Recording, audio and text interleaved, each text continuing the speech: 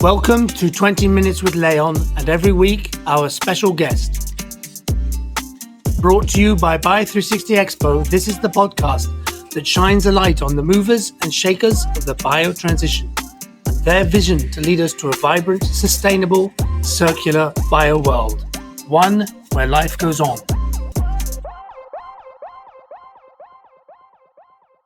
So hello and welcome, Michael Brogle of Neustark in Switzerland. Nice to have you with us with Leon and 20 Minutes with Leon on our podcast. Hi, Paul. Thanks a lot for inviting us. Very happy to be here. Great, perfect. Well, we had a discussion last week with Guillaume Chapuis of Carbon Works, which is a French startup, a joint venture between Fermentalg and Suez, who are working in the area of carbon capture and utilization. And it's interesting because today we're going to be carrying on that discussion, but with a very different utilization of the captured CO2. So maybe we can just start off by talking about Neustark, which is also a startup. I mean, obviously in this sphere, we're talking about companies that are coming through on it's not an established industry, so there are a lot of startups coming through in this area. So Neustark, can you tell us just a little bit of the background of Neustark and the history of the company itself, please? Absolutely. So Neustark, we are a Swiss-based company, and we are around for the last 3-4 years. Basically, it was taken out from the ETH Zurich, so the Technical University in Zurich. Our two founders, Valentin and Johannes, founded the company, and Johannes did a PhD at the ETH and joined up with Valentin to found the company back then. We are now into year 3 or 4, and we are expanding. We are installed in Switzerland. We have various plants in Switzerland, and we are expanding into the European markets this year.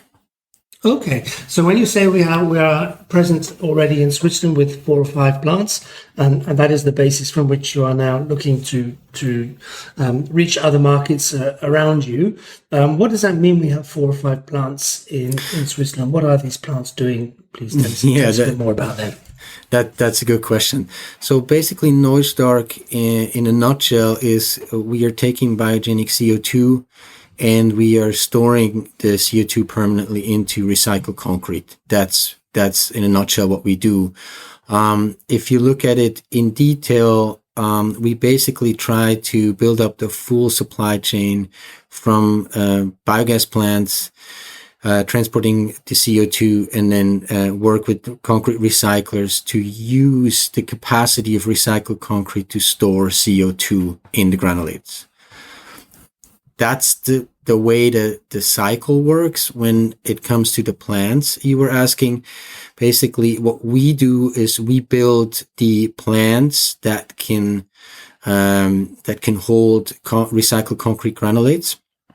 So the recycled concrete is loaded into the plants, and then we inject CO2, biogenic CO2, for about 2 hours.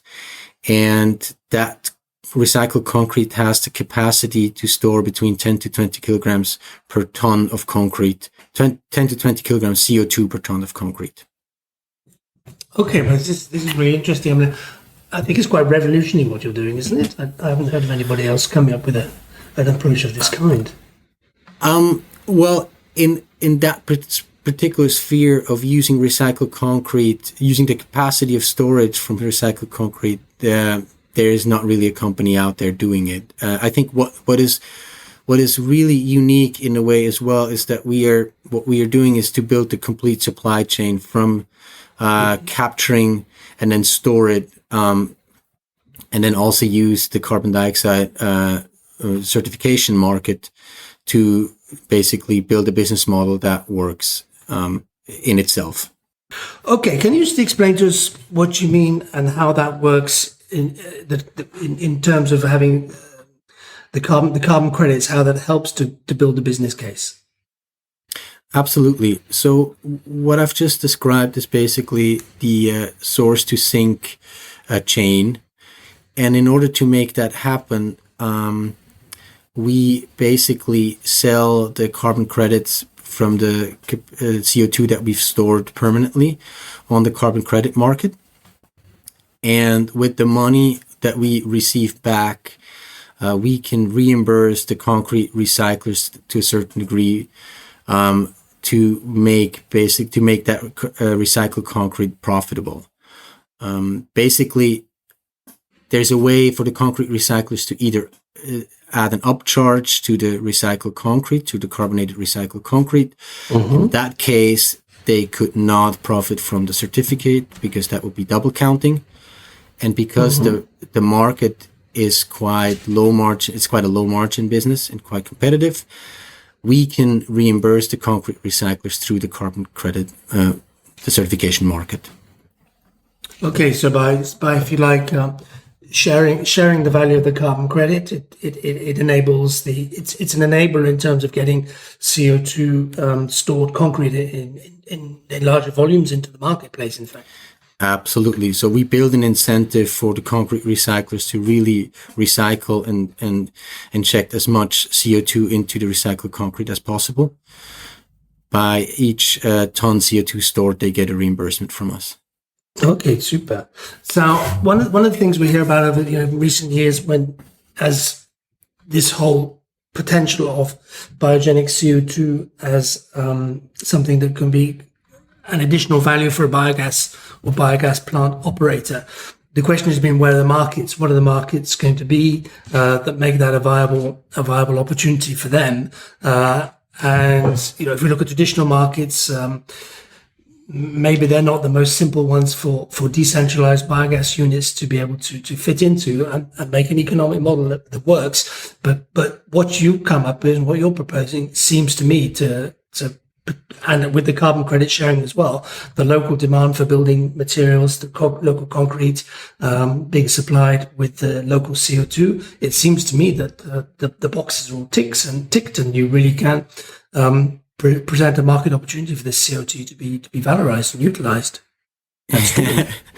Yeah, I mean, so far as we see it in Switzerland, it really seems that a lot of the boxes are ticked. And we are trying to scale this, or we aim to scale this now in other European markets, and we will see if they really are. But you're right. I mean, what we bring to the table is, so we are taking local biogas. We're going to local biogas plants, and we are trying to build some clusters around these plants with concrete recyclers in the area to keep sort of the transport quite close. And I think when it comes to the biogas plants, we are providing quite some value because we are willing to take the CO2 in a liquid form or in a fluid form, and we leave that open to the biogas plants. And if we take it in a fluid form, we invest in the liquefaction. And the fact that our CO2 quality is, we don't need a very, very high quality of CO2. So because it goes back into the concrete. So that's another quite interesting factor for biogas plants. Absolutely. That all makes it all sound very attractive. When you say markets outside of Switzerland that you're now looking to evolve into and develop into, we're talking about Europe, I imagine, maybe further afield. But in terms of Europe, are there any markets you're particularly focusing on, and if so, why? Yeah, so we are aiming this year to enter the French market in particular, as well as the German and the Austrian and the Dutch market. These are the 4 markets we have on the radar for 2023. Reasons why is we understand that in these markets, recycled concrete. So the way we look at this is we look at where is the most built concrete and where will the concrete be broken down. Now you can look at many European countries because Europe has been built over the last 100 years quite extensively. But that's one of the factors. So we need to have a lot of recycled concrete at the one hand. And then we also try to go by opportunity, of course, because building that chain that I've tried to explain before is quite tricky to enter. So building from source to sink. And so we are also taking opportunities. And whenever we have an opportunity and partners that are as enthusiastic as we are, we start to build some clusters. And obviously we are trying to build the clusters around some of the metropolitan areas. Right, okay, because that's where the demand for the concrete is going to be the strongest itself, I would imagine is the logic. That's correct. and typically you also find biogas plants in a certain area radius around these metropolitan areas. Okay. So when we say recycle concrete, organizations, companies that recycle the concrete, they aren't actually supplying the end concrete themselves. They're supplying in an aggregate form, in a granulate form, what then goes to the ready-mix concrete site. They supply this aggregate or this granulate, we call it, with the CO2 encaptured in it, and that's how it then arrives to the final product of a concrete, pourable concrete is via the normal chain of a ready-mix concrete supply, I imagine.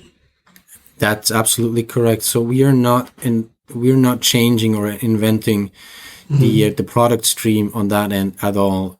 All we do is we are entering at the concrete recycling plants, which are, by the way, quite growing as well. Just looking at the circular economy and sort of using the concrete that it's out there and it's being from buildings that are broken down. And we are entering at that point, and we provide the installations and the machines for the concrete recyclers where they can add their granulates, which they already have, and we bring them the CO2, and they just inject the CO2 for 2 hours into their boxes, and that's it. And then the material goes off in the usual chain. To what extent do you work with the uptakers of this, or the demand for concrete, for CO2 embedded concrete? Do you need to work with on that side, or is the demand so strong that in fact you're there to satisfy that demand? You don't need to generate the demand from the point of view of the building industry itself. Or do you need to also, massage a little bit the building industry and people who are innovators and first movers in this area so that the projects can develop in the first place? Because they say we want that concrete with the CO2 embedded in it. That's a great question. And it is the last what you said. So we're not actively going after investors and builders at that moment, because we are what we believe is by incentivizing the concrete recyclers through the reimbursement, I think there's quite an incentive to push that. However, we get quite some requests from end customers, from builders, from investors who want to have that concrete in their projects. And then at that case, we actively collaborate with them to help them steer through the process and bring the concrete recyclers on board in their areas. Okay, so that's a sign that if some people come to you, that's a sign that demand is there. You don't actually need to generate it. You'll reply to it if it comes knocking on your door. But on the whole, your job is now to enable the recyclers to satisfy that demand, and that's what you're there to do. Exactly, that's for the moment, and I think that's where we have the biggest impact. How it will look like in the long run, we will see. I think the market is very much in change, and a lot of the things that we do are try and error. And I'm sure in 2 years it will already look a little bit different. Yeah, that's quite possible. These things they evolve as time goes on. So yeah, you need to be. I'm sure you'll have your radars out and aware of how you need to evolve with it as the market evolves. Totally. So in terms of the concrete that. The concrete that includes the granulate that has the CO2 embedded in it. Could you do whatever you do with concrete today? You could use this concrete, or are there certain applications that are better suited? Are there limitations? There has to be regulation around it all. So how is that evolving, and where do you see that going? Where are we today, and where will it be in the future? Well, so when it comes to the recycled concrete that has the CO2 stored, that specific concrete does not have any different specification than regular recycled concrete. Meaning you can use the recycled concrete with the stored CO2 in the exact same way as you would others. Now, we believe that there will be changes in the future on how recycled concrete in general is being used, and that's by the fact that there's more and more recycled concrete coming to the market. And working with recycled concrete is a well-known concept. So it's more about the norms of what is allowed to be built with recycled concrete in the market that we think will change. But the good thing for us is that the recycled concrete that we provide does not have any different characteristics than that is used today. Okay. Well, that's obviously good. A good thing. It's great. Yeah. So there's no constraints there in terms of being able to apply concrete and utilize it. Quick question that comes to mind is the collection and the grinding of concrete that is then classified as recycled concrete into these granulates.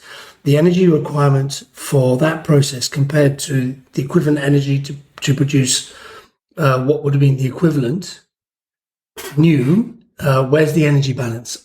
I imagine it's favorable, but do you have an idea of how favorable it is to recycle concrete compared to produce the equivalent from scratch, from raw materials?